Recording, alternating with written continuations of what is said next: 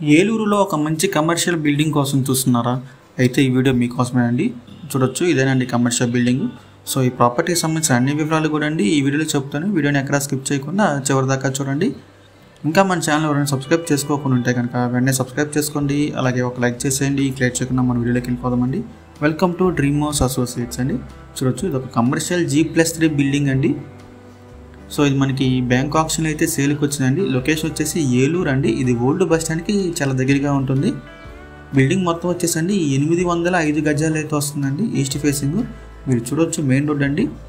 మనకి old bus స్టాండ్కి చాలా దగ్గరగా వస్తుంది. ఏలూరు ఓల్డ్ బస్ స్టాండ్ అండి. 805 గజాలు అయితే ఈ బిల్డింగ్ ఉందండి. ఇదంతా కూడా కమర్షియల్ ఏరియా అండి.